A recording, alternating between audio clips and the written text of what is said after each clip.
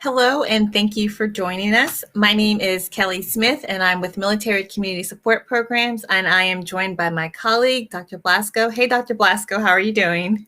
Good. How are you doing, Kelly? Doing good, doing good. Would you mind introducing yourself to our viewers today? Sure. I'm Dr. Kelly Blasko. So Kelly and I have the same name. And I'm a psychologist that works in the Connected Health branch within the Defense Health Agency. And I do some of my clinical work with couples, military couples specifically, here at Joint Base Lewis McChord. So Kelly and I have been talking a lot about kind of what are the things that will help our military couples like yourself.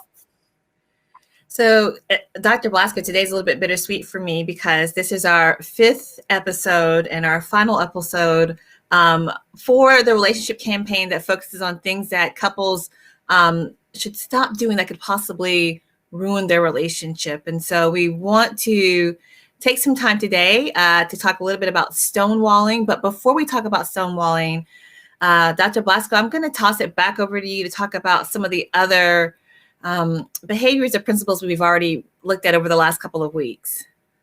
Yeah, so it's been really good to be able to share this work. So I work from that Dr. John Gottman, who's done a lot of research with couples.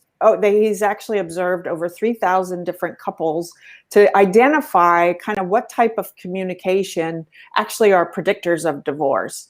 So that's defensiveness, criticism, contempt, and stonewalling. And over the past 5 weeks, we've been talking about each of those, as well as what a perpetual problem is. And in each series, we try to give you not only what that like defensiveness is, but how you can maybe address that in your relationship. So today is really exciting because it kind of brings everything together, talking about stonewalling, because it can be a really helpful antidote for not stonewalling, but how you handle stonewalling can be really helpful to your communication, no matter what. So from what I know, stonewalling is the most common of the 4 horsemen from Dr. John Gottman. And in this session today, we're going to talk about how to recognize it and then also what you can do to cope with it.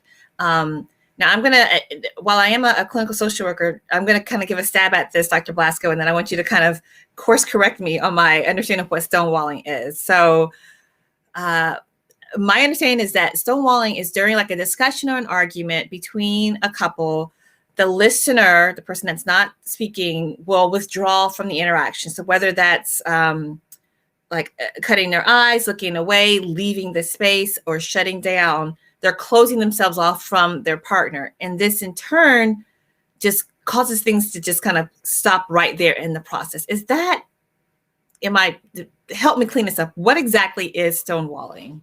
Yeah, it's actually exactly what you're saying. But the thing about stonewalling is it really does kind of stop the communication, even though the person who's talking that is not being necessarily ignored or being addressing probably keeps trying to make their point. So that makes them more frustrated and perhaps angry.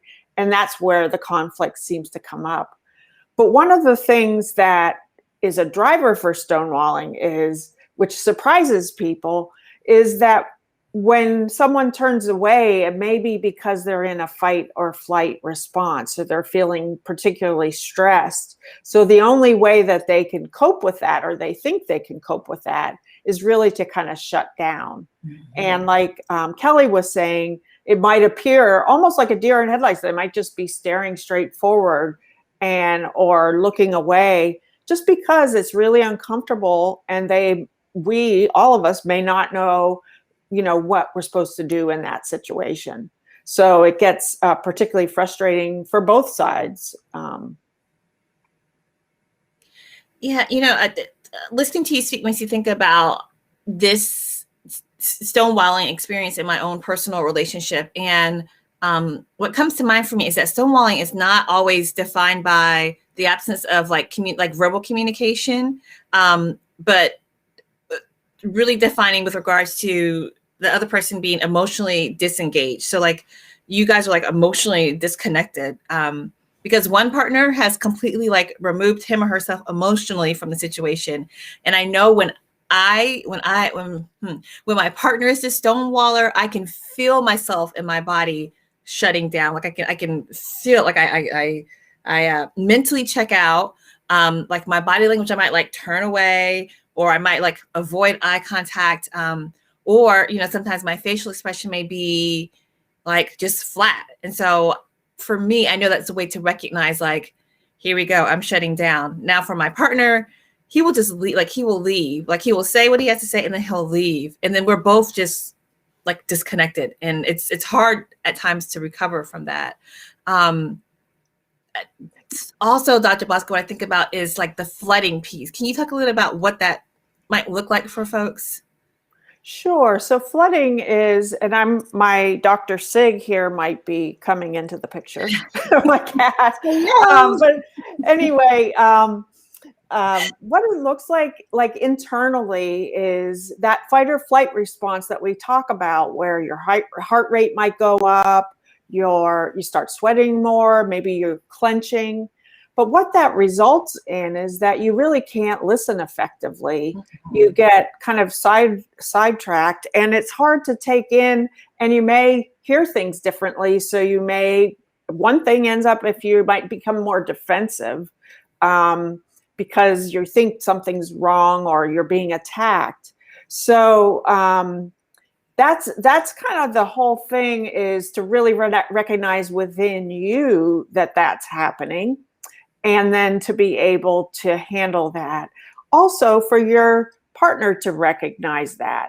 And as Kelly was mentioning, I think, you know, early on your relationship, you may not know, you know, that that's exactly what's happening. But as you get to know each other, you will learn more of when one person's shutting down or the other.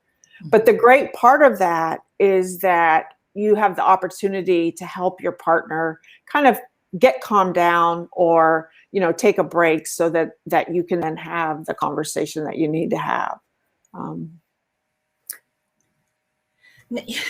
wondering, Dr. Blasko, does this show up more so in males or females as being the stonewaller? Well, ironically, based on Dr. Gottman's research, he actually has this, what he calls the love lab, where he brings couples in and observes them not only visually, but sets things up physiologically, so he can monitor when the heart rate's going up or whatnot.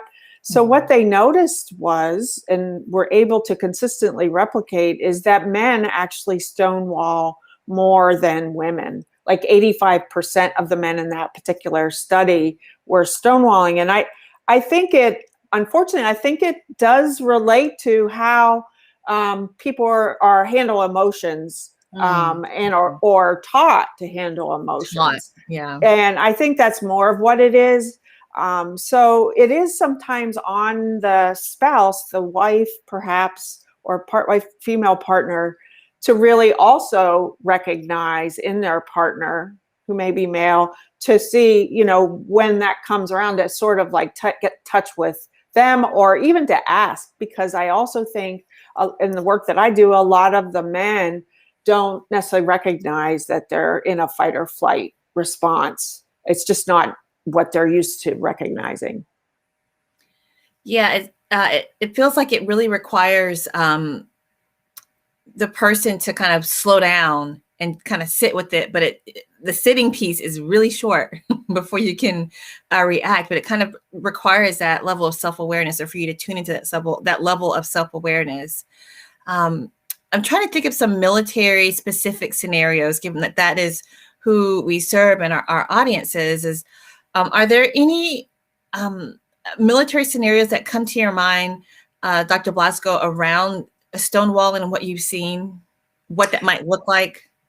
Yeah, actually, I have one in particular, but I also thought of another one. So one is really occurs after a separation. So perhaps before or after a deployment or a TDY, when you're trying to establish some intimacy. So beforehand, maybe the person who's deploying doesn't want to is trying hard to focus and doesn't really want to leave, or has some emotions about that, or vice versa. And so it gets difficult. There's a pulling away from each other.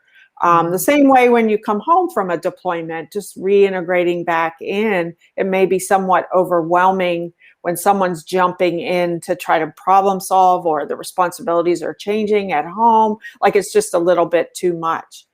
The other situation that I've run into most recently is around differences in values or approach. For example, COVID has been really a stressor on couples because, with all the different changing guidance and, different scenarios being on base or at home or in school, kids, different partners may handle how they want to, level of risk that they're willing to take with masks on or off. And that can cause some real stonewalling situations, because it's a really difficult thing to navigate. First, because we've never done that before, but second, because it's kind of a personal choice sometimes too. Another example that I think of, and this probably might be for couples that have young children or couples that are new parents, is that around parenting, it may be that they might pretend to be really engaged in doing something with the child or for the children, like continuously moving around, participate like in the conversation.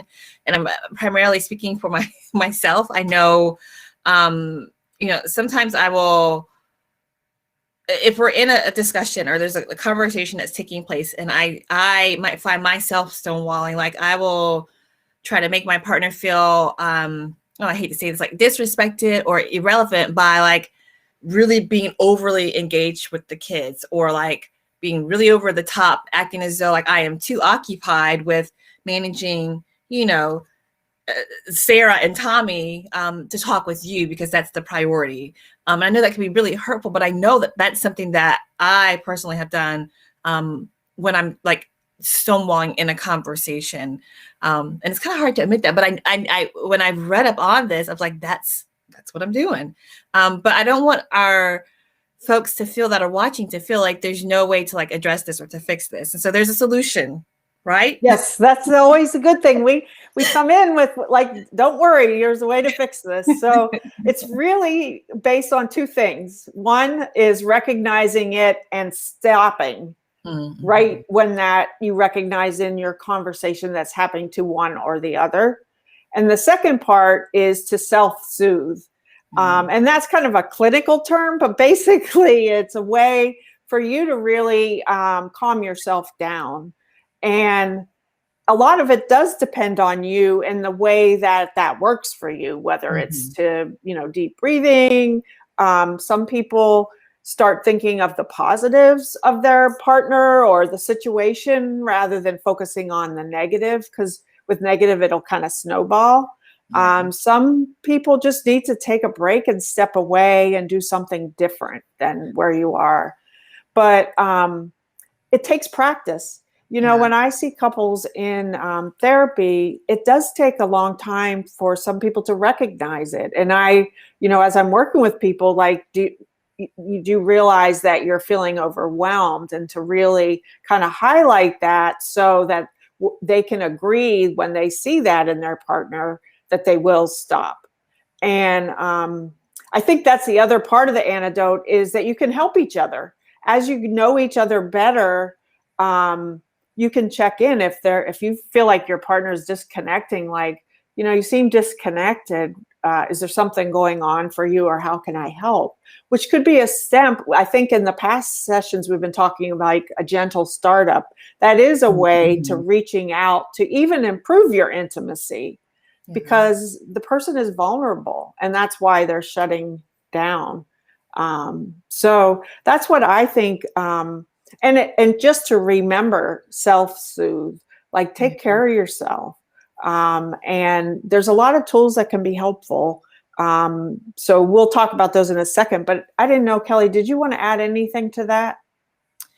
Something that I can speak to from personal experience is just depersonalizing it, meaning that like if my partner is stonewalling, to me it helps to kind of pause for a second, as you indicated, and just be mindful that it's a reflection of their behavior, but not of who they are. So I don't want to make it seem like, you're acting like an ass, and not say like the person is an ass, excuse my language, but that their behavior is just not something that I really care for at the time. And I don't want to make it seem like they're all bad. And I feel like if I'm able like to do that, then I can like release myself from being so defensive in the situation. It's like separating myself from the situation and not making my partner be all bad. Like they're not bad. It's the behavior that I don't really care for.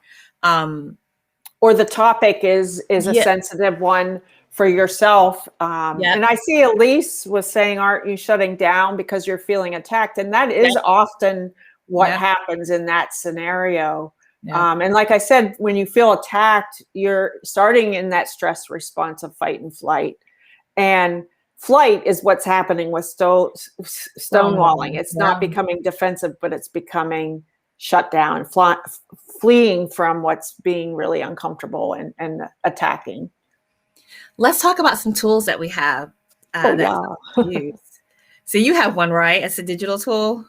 Yeah. So there's a couple apps, but the one that I was thinking of that the Defense Health Agency had put together is Breathe to Relax. It's easy to remember that name. You can get it from the app stores, but it's very basic in terms of teaching, progressive muscle relaxation and diaphragmatic breathing. It's really a skill-based type app, and it has ways to guide you through breathing exercises as well as guided imagery. And you can actually even track before you do this and after. So what I would recommend is to use this app as you're learning about it. And then once you practice that multiple times, you might not need the app, but at least you have that skill build for yourself. And I think Kelly has one she'd like to recommend as well. Yeah, so Military One Source is known for its chill drills, and chill drills are it's like it's a couple of things. It's a set of, I want to say there's 6 or 7 tracks of deep relaxation exercises that you can listen to help soothe yourself. And, whether it's helping you to relax, helping you to sleep better, helping you to de-stress. The tracks are designed for those specific different areas. And so you can order a Chill Drills Playaway on the Military One Source website for free. All you have to do is sign up for an account for that. You can always call Military One Source and request one. But then our one of our newest things is that we have a Chill Drills app, which you can access for free on the Apple App Store or on Google Play, and you can just use it directly from your mobile device or from your cell phone, whatever device that you use, just to listen to some of those relaxation tracks. And so that's another tool that you can use that's for free to help you kind of self-soothe during times of high stress. So that's another option as well. Yeah, and I'd like to recommend too that to do it when you aren't necessarily in the middle of something, to learn the skill now. If you really, as you're listening to us, if it seems to make sense, like don't wait for something to escalate before learning it. You can learn it and then you'll get used to practicing it as well. And there was something else you were talking about that I thought of. Well, I'll think of it as we end, but something about the practicing. Taking a break. That's the other thing. Just as I was talking about practicing beforehand, the other thing to do is to work out an agreement between each of you that saying when you recognize that you're self-soothing, like how you're going to communicate to your partner that you need to take a break or calm down for a second. So it's good to do that. Like, is it a word? Is it just saying I need to take a break because I'm feeling flooded or whatever? Or, the other person says, you seem like you're you're having, or just checking in, but kind of a agreement ahead of time you decide on, so that when you get in the heat of the moment, you have a way of communicating that's safe and easy to take a break. So I like that, because it allows for you to have ownership over your feelings by saying, hey, I need to take a break. And then, if you guys agreed upon it ahead of time, then coming back, like you have to come back to the conversation, so the challenge or the issue can be addressed as well. But I'm glad you mentioned it, because I see here on my notes as I'm looking through, like, yeah, we have got to remember I forgot about that. break and then come back afterwards. But it allows for you to have some ownership of how you're feeling and not putting the blame on the other person. Dr. Yeah, Blasko, when you take, I'm sorry. No, go ahead. When you take a break, don't then spend the whole time thinking about how you're going to have a rebuttal into the communication. Yes. The break is really supposed to be a break, doing something like reading or yoga for 20 minutes, whatever it is. Take a walk, but it's not really intended for you to think of how you're going to one up your partner. Yeah, and like you said, Dr. Blasko, this really does require some practice. It does require some planning and thinking ahead, and really being intentional. And that can be or feel overwhelming sometimes. In addition to some of the mobile resilience tools that we mentioned with the Breathe to Relax and the chill drills, our service members and families can also reach out to Military OneSource to connect with a non-medical counselor, whether that's through Military OneSource or with a military and family life counselor, as well, if they're on an installation or near installation. Those licensed clinical professionals also can help with you recognizing some of your behaviors and working through that as well. So that's just another option for you. And again, you can go to the Military OneSource website at militaryonesource.mil. You can use the Military OneSource app, or you can just call the old-fashioned way. And there's also a live chat option, but you can always just call the 1-800 number to connect with someone that will help you work with a counselor through that as well. So it's another option for you. Yeah. And one thing about doing that, reaching out for help, is it doesn't necessarily mean that it's actually good for your relationship in a lot of ways. It's admitting that you need some help. Yeah. And it can be often difficult when you're in the middle of something to really identify what's going on. With all these 4 things, defensiveness, criticism, contempt, and stonewalling, you may need a little extra help to figure out what is going on. And then you can start practicing the tools and move forward. It's pretty hopeful, really. And it's good to know what things do affect our communication, because if we didn't, then we can't change. So something that comes to mind, Dr. Blasko, as we wrap up, is that I had a colleague that once said, in the military, our service members train for months and weeks and years within their area, within their MOS. And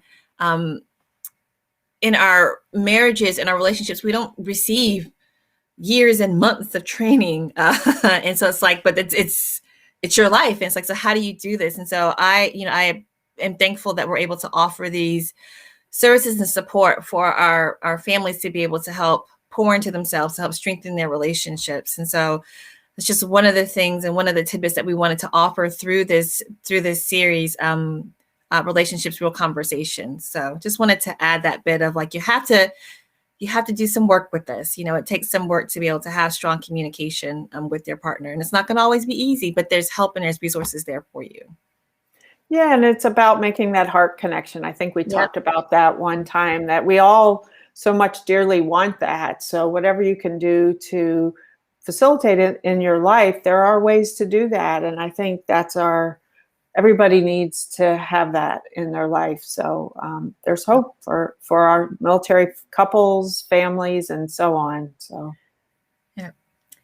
Dr. Blasko, I want to thank you so very much for taking time to meet me here for the last, week 5, to talk about real relationships, real relationships, real talk in this series, if I can keep it together with my mouth full. I appreciate your expertise and just being transparent and sharing with our families. Did you want to say any last words? No, it's just been a joy, Kelly, to work with you and have this opportunity to share what I know about things. And I have really appreciated also that you've been sharing like real practical side of it. And I think that gives everybody, we're all human. And I think being a couple and working with couples, I see it's really hard work.